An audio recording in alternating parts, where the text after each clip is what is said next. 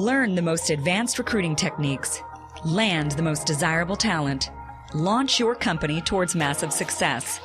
This is the Higher Power Radio Show with Rick Girard. Engagement. Well, not the type of engagement you're thinking of. We're not talking about getting married here. I don't know about you, Steve, but my wife won't let me get married again. We're talking about engagement in a business sense. Employee engagement is one of the most critical elements that leads to the success of your company, which I believe starts at the first point of contact with your organization. Yes, before someone is hired.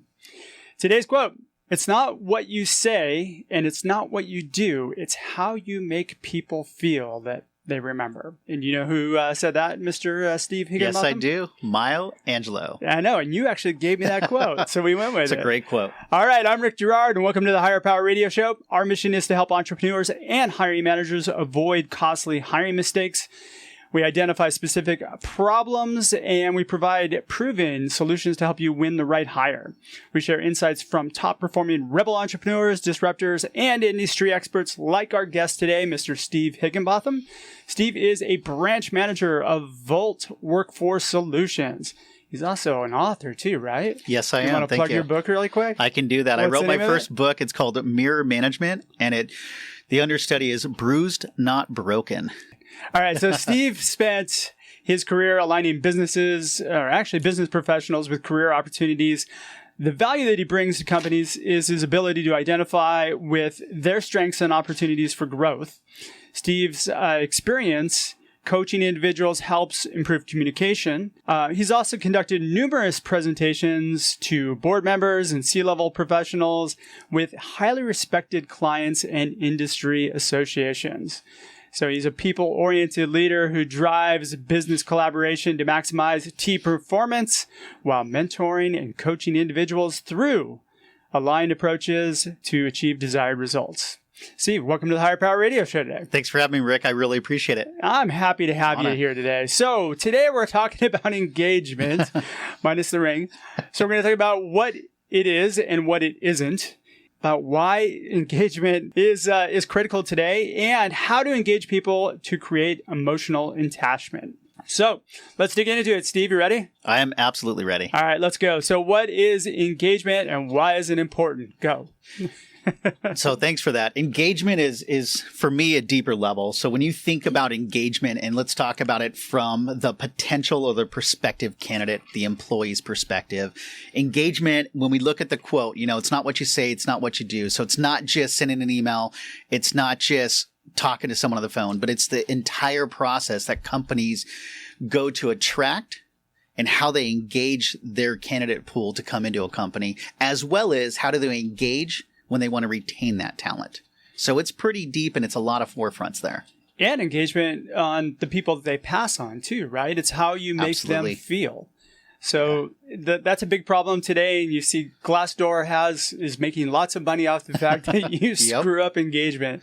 Well, and think of it this way. When you think of engagement, say you turn away a candidate, because a lot of folks, they look at a job description, whether it's a hiring manager, it's sourcers, recruiters, and they look at the person's resume and they try to make a match. Well, what really is a match? But what they don't understand is a resume talks about what they've done, doesn't talk about what that candidate's willing to do. So they may not be the perfect match, but also they know people, they have referrals.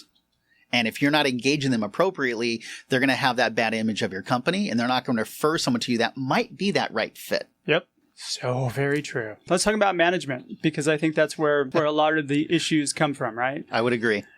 We tend to look at resumes, we screen them. Most of us have hot buttons, things we like, things we don't like, that get us to make a decision on whether or not we even want to contact somebody. I believe it's important to contact almost everybody who's got relevant skills or skills that you think might be transferable. So look for reasons to screen people in rather than screen people out. Cup is half full, correct? I love it. All right. So where is the problem in engagement from a hiring manager perspective? I think, in a sense, some hiring managers get involved too late in the process. There's an issue there. What do you mean? So if a lot of companies, I hate the post and coast method. You go out there, you wait for candidates, especially in the tight talent market today. You can't wait for talent to come for you. You have to go out and seek that talent. You have to attract them. And a lot of companies don't have videos that talk about why people work for their company. So when you're thinking of, do I want to work for this company? There's no engagement from, well, what are the different departments and what do they like about this company? What sets them apart? What's different? So managers aren't seen. Everybody's on LinkedIn. You can see a picture, but you don't feel the culture. And I think managers also have to drive that. So that's one area. So you're saying the video aspect, that's employer branding, right? Correct. But it's still engagement. Kind of is, but I mean, is it really giving you an idea of what the culture is, or is it just showing you the activities that people do? It's showing you activities. Yeah. The other part of engagement. We have free lunch. Yeah, exactly, right? Look at what I've got. Look at how the person starts. Exactly, right? Or another thing is when folks start, they have this nice mug, they have this t-shirt, they have their computer. Great first day. But what happens day 2? What happens day 5? Our managers engage with that employee then. But let's move back to, let's attract the candidate first, right? That's what you're trying to get to. And I think managers are so late in the game or so far in the process that if I'm an employee and I might have had a phone call, I might have had a couple emails, I've been in for a face-to-face, I've met HR, and now I'm finally meeting the manager. That engagement piece right there is, well, I want to know who I'm working for first. I want to know what their philosophies are. I want to know what their challenges have been. I want to be transparent and honest. And I feel like some of that is overshadowed, it's hidden, and it's not truly transparent. Therefore, when candidates are coming to the companies, they're not truly engaged till late in the process, but in their mind, they might be making decisions well before that last interview, they're probably making assumptions before they even go in. Exactly. So are you saying that basically we're bringing the hiring managers into the process too late? Absolutely. Okay, so the hiring managers should be involved when? I would think sometimes after the first phone call, maybe the hiring manager does a phone screen, or maybe the hiring manager meets with the candidate as well as with HR. I think there's also a process that a lot of companies don't necessarily have a standard process or don't have a process at all. Or a lot of companies aren't kind of, in other words, interviewing the right way. They're asking just questions that maybe they've been asking for 20 years. So whether it's behavioral questions. 5 years. Yeah. I mean, sometimes managers don't know what to do, so they default by reading the resume. Well, the resume got them in the door. I want to know who this person is. I want to know what struggles they've had. I want to know adversity. But just remember, that candidate's also interviewing that manager. Do I want to work for this leader? Do I want to work for this group? Have they been honest with me? And that's where I think a lot of things fall short is not everybody's necessarily transparent. Not everybody's honest. You don't want to say the good and the bad, but if we know that we've moved forward from, say, something we've done a couple years ago and now we're better for it, you're engaging that person. You're being honest and real with them. So you want them to be real with you. That's what's going to drive culture. That's what's going to drive change. So why do we shield the managers? My assumption would be that most managers haven't actually gone through recruiting training. Correct. Maybe it's a situation where, okay, let's get the person primed up first before we bring him to the manager. So maybe that's the problem. It is, because if you think about it, that might be old school mentality or a mentality that might have worked for other generations. And now if you think of the workforce, how many different generations are in the workforce today? And they need to be engaged differently. But it's kind of like that's just how we've always done it. Like we always post a job. I think that at the heart of it, though, we all want the same thing. Our generation is not happy about millennials, and we have problems with millennials because they're doing what we wanted to do, but we didn't have the courage to do. Be engaged differently. They want to be able to work from home. They want to be able to. So we just continue to go down the norm. This is what we know. This is what we're doing. And so that's where I feel managers are late in the game, that they need to be brought in sooner. They need to be part of the process, not the final stamp of approval. Like, I'm going to give my blessing and this is the person I'm hiring because I know that they're right for my department. Thanks for teeing them up. It's like, no, you're part of that process early on. Okay. So managers need to be trained. Correct. And trained differently. Let's talk about engagement, really what it is, because there's 3 different elements of engagement, Correct. right? We need to engage the candidate needs to engage us, and then, of course, the hiring manager and the team needs to engage the candidate as well. That's 2 on us and 1 on the candidate, right? Correct. Whose responsibility is it? That's a loaded question, very tough, but I really think everybody's responsibility. But if I'm a candidate right now in today's market, I want it to be on them. It needs to be talent acquisition sort of needs to own it and help develop that process and make sure that they're engaging their managers to whether they're training them differently, they're training them on proper interviewing techniques on what they want to do for their client or their company, but they need to be early in the process. So if I'm a candidate and I'm going to look for a job, it's not up to me because I have choices. And I think we all know that. So it's really talent acquisitions department. It could be learning and development, but it's definitely the hiring manager. If I'm a hiring manager and I want to obtain great talent, I need to be part of that process sooner rather than later. Because what if you have a sourcer, for instance, that's overworked, underpaid? They have too many things going on. Exactly, right? Yes. And sometimes they're not even trained properly there. They might be looking over a candidate. To your point is, let's consider this candidate if they have some of the foundational skills. Maybe we can train on certain areas. But if I'm not a manager and I'm not seeing that resume, or I'm not having that conversation with my internal talent acquisition team, and I'm not engaged early on, that candidate might just be shuffled away, might be put in a desk drawer, filed away, or even worst case scenario, thrown in the recycling bin. Talent acquisition is so important, and bringing people into your organization is so important, but so little resources are poured into training both the recruiting team and the hiring managers, putting the resources into making sure when you bring somebody through that door, that person wants to work for your company. That person's engaged. Let me dig into that just a moment. You hit a hot button with me. Yeah. So when you think of hiring talent, especially today, whether it's technical or non-technical, everybody wants to hire top talent. Yep. Everybody wants to retain 100%. top talent. And some companies think about just orientation, what their day one looks like. Think of what their day 2 and 3 looks like. So you have maybe a little bit of training, but what they miss is what you just hit on, which is what part of I do in a sense off the side is think about coaching. Think about mentoring. That's a deep engagement that comes from managers and leaders that maybe talent acquisition doesn't own that piece. But again, let's recap. Everybody wants to hire top talent. Everybody wants to retain top talent. But what's missed in the middle is maybe a little bit of training here and there. And how to identify top talent. Because I think there's a lot of top talent that gets completely passed over because of a resume. Oh, absolutely. So my philosophy is a resume talks about what you've done. A resume does not talk about what you're willing to do. I want to know, what has this person gone through? What are their struggles and what is their grit? Does it really hit everything that the person's done? No, it doesn't. Not at all. It's optimized. Most resumes now are optimized to make it past your screening filter in your ATS system. Correct. So I have to have all the right buzzwords the right amount of times in order for me to actually get an interview with your company. Absolutely. Silly. It opens the door. Yeah. But then after that, I mean, there's a lot of times I interview folks and I let them speak first. What questions do you have for me? What do you know about my organization? What brought you in here today? That's how I start the interview on them. They're actually telling me what they know. So I can guide what they've done as far as research, how much I need to engage them, where I need to engage them, maybe what I need to reiterate. But a lot of managers aren't doing that because they're the final stamp of approval.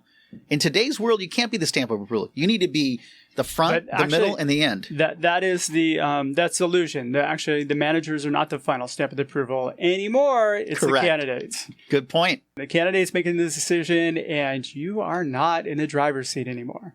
Not today. So that's a realization that all companies really need to realize, is that your company's not the prize. Correct. A lot of times the money or the name brand wins out because of the fact that, in a combination of both, because of the fact that people are lured by those things. But they're the shiny object. I'm going to add one more to that. So definitely money, but for me, money has never been my number one. It's not number 2 or 3. Yeah. Name brand is a big thing, but I also look for opportunity. Do I want this job? I'm not a person that wants the same job every single 1 or 2 years. I like to change. I like the challenges. I like to grow. Sure. I don't necessarily have to have a specific growth path, but I want to know that one exists. And I feel like sometimes even hiring managers, they interview for specifically this job. They don't think about next one. And I'm going to dive a little bit deeper on that. So let me give you a scenario. This is a little thing I learned a long time ago, 10 years ago. You might train a good talent and that person may leave your department, but you also might not train good talent and that person may stay. Here's the thing. If you train somebody up and you get them really good and they do leave, you have the opportunity, if you do things right, to bring them back. Some of the strongest hires, I had a show a few weeks ago on boomerang hires, and Google actually says that some of their strongest hires are rehires. Mm-hmm. Why would you not take advantage of that? So here's another thing too, is when you're training that person up to leave, they may not be leaving the company. They may just be leaving your department. But if you have that knowledge, why would you not want to transfer it to someone else and help them? You don't want to dangle the carrot and say, oh yeah, if you do this, you're going to get promoted and they're gone. You have a succession plan. You have a transition strategy. You not only have their knowledge, but now you're bringing in someone else that has other knowledge. What if that person's better than the person that was their predecessor? All right, you're listening to the Higher Power Radio Show. I'm your host, Rick Girard. We're going to take just a quick break. All right, find out how healing a person's pain points attracts amazing talent to your company. Sign up for our free webinars at stridesearch.com. Our guest today is Steve Higginbotham. He's the branch manager of Volt Workforce, and we are talking about engagement. So we just talked a little bit about what it is and why it's important today. Now we're going to dig into how to engage people and create a emotional attachment to your organization. We've identified the problems. So how do we teach somebody how to create that human interaction? I think the big thing for me, and you and I talked about it briefly, but it is really having the phone conversation. It's not sending. I don't like templated emails. I've been on the market in the last 10 years a couple of times, and I've looked specifically at positions. And when I get, let's just say 10, 15 templated emails, and then I get one phone call or I get one email that's more personable, that differentiates them. So it is that human contact piece. It's the, what are you going to do to differentiate yourself? Now, it may take a little bit longer to do more structured or specific, more personal emails. However, your results and your feedback and your follow-up is going to be so much greater than just templated emails. So that's one. So I think you can do templated emails, but you have to do them from a different perspective. That's a good way to look at it. The thing is, it's not scalable to sit there and write a actual, like, really customized email to each person. I know a lot of people that do that, and they still don't get that high of a response rate. And I think it's more in the positioning than it is the actual message itself. I think if we look at it too, you can do templated emails, but are you following it up with a phone call?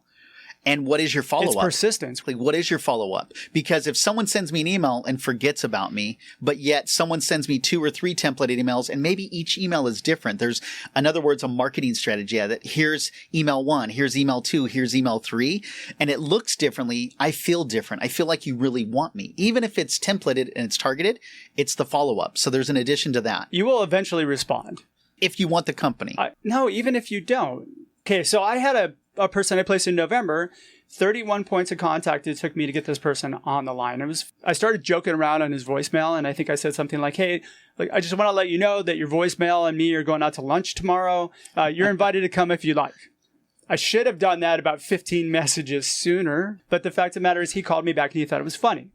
So trying different things or having a different delivery of that works. Yeah. Well, it's a different approach. And you used humor because you knew you weren't getting in touch with them. But you also probably knew that it was a passive candidate. It's not someone just on the job board. So you were aggressive in your approach to go after them, but not overly aggressive where you offended him or anything such as that. Well, this is somebody that we specifically identified for. Exactly. Yeah. So we tend to do a targeted approach, and then we branch out from there. Yeah. I think the average on a sales call is like 7 to 10 points of contact before somebody will pick up your call. So, and it's not just pick up your call. They want to also gain trust. They want to know that you're genuinely interested in them. They want to know that it's an open position. Because let's face it, there are postings out there on the internet that are probably not live positions. They're trying to attract talent.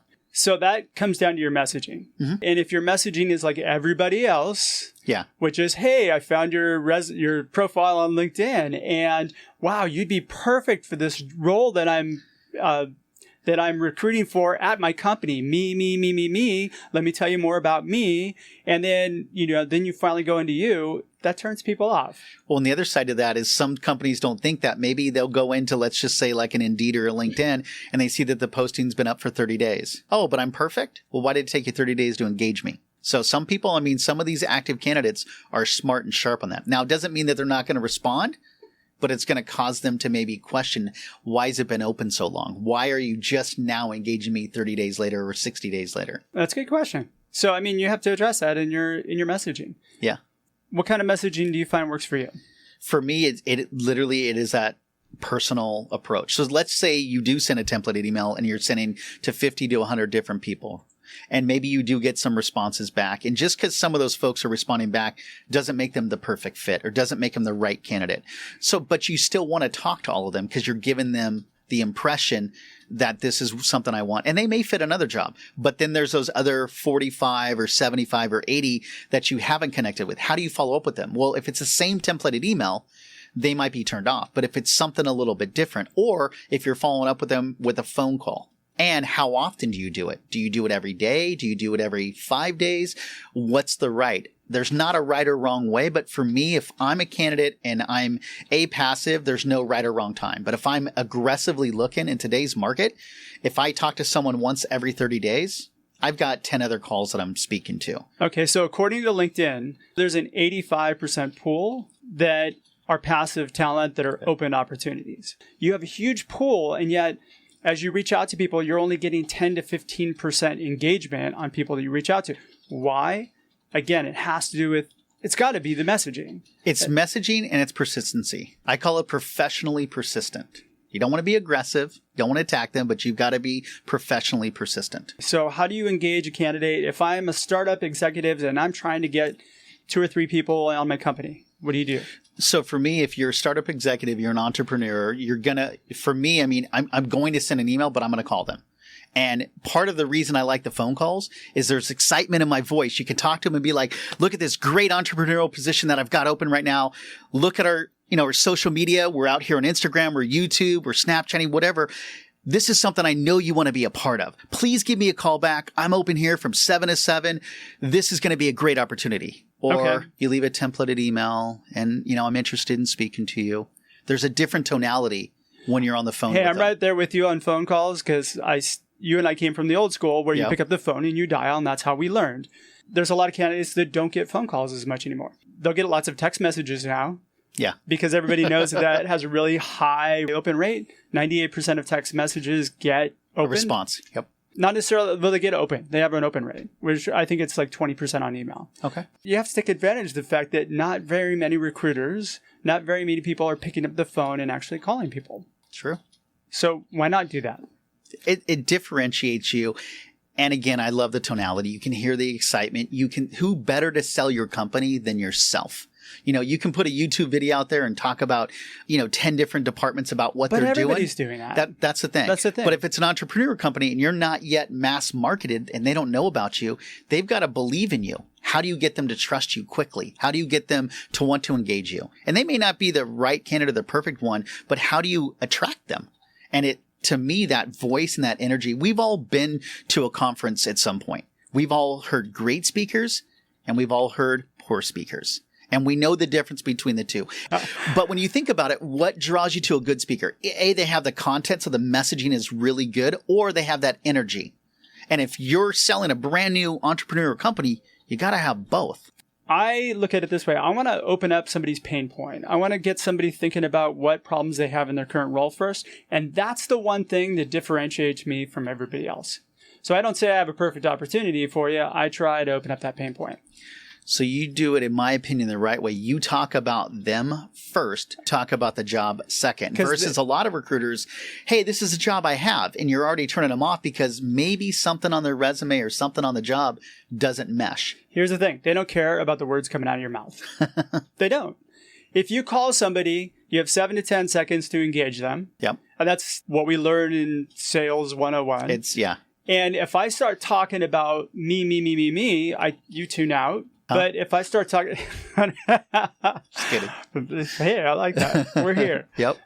But if I start talking about you and I get you talking about you, your favorite subject, then what happens? I'm open. I'm engaging you. Boom. Yeah. It's asking the open-ended questions, like you said. It's taking it from a different approach. And I don't think, going back to what we said a little earlier, is sometimes these sourcers, recruiters, talent acquisition, and even managers aren't trained in that. They don't. And again, if you remember what I said about 15 minutes ago, I'd let the candidates come in and I don't talk about their resume. I say, what questions might you have? What do you know about Volt? What do you know about this? And sit back and let them talk, because I want to fill their gaps first, and then I can sell my company second. So we're on the same page. You make it about them first. Boom. Absolutely. Okay. So key takeaways. What are 3 things that you want our audience to walk away with from this conversation? Go. If I had to break it down concisely, it's differentiate yourself from a standard hiring process. It's create a structured interview process, and it's train your employees and always be talent-minded. So what does that mean, talent-minded? So think of a manager. A lot of managers don't think it's their responsibility to go out and flip business cards or shake hands. Think about going to restaurants. You have great service, right? You want to talk with them and engage them, but, oh, this person doesn't fit my department, but you have a customer service department somewhere. You have a sales department. Be talent-minded on hire good people for your organization, regardless if they report to you or not. Be mindful and be aware. Boom. And with that, we're going to wrap up. Sounds good. So we're just about out of time for today's show today. Steve, thanks so much for your time and investment today. And I appreciate it. Welcome to the Higher Power Radio community. Now, what is the best way in which our listeners can get a hold of you, get a hold of your book, and find out more about you? Perfect. So 3 things. One is LinkedIn. It's stevehiggy.com, Higgy. You can find me out there. The only one with the long last name, Higginbotham. The other one is pretty simple email. It's coffeecoach@outlook.com. And then on Amazon, I do sell the Kindle version, and I do have hard copies of the book Mirror Management, and it's Bruised, Not Broken. All right, perfect. All right, well, I want to thank our listening audience for tuning into this week's episode of Higher Power. Quick thanks to our team, our engineer, Paul Roberts, our producers, Andrea Ballin, Shanti Ryle, and my creative director, Ayla Gerard. That's my daughter. Oh, there you go. She makes me put her name in there. Perfect. All right, if you're listening to the podcast, please subscribe, review, and share. We love your feedback, and after all, this show is all about you. You can join the Higher Power Radio community at Higher, that's Hire, Power, Power, Radio, RADIO.com. And you can drop me an email at rick@stridesearch to learn about our webinars and workshops. Tune in next week. Our guest is going to be Lorraine Ladd. Lorraine is Associate Director of Talent Acquisition for Alliant Group. I'm your host, Rick Gerard, and you have been listening to the Higher Power Radio Show. Thank Aloha. you. Mahalo. Thank you for listening to Higher Power with Rick Gerard on OC Talk Radio.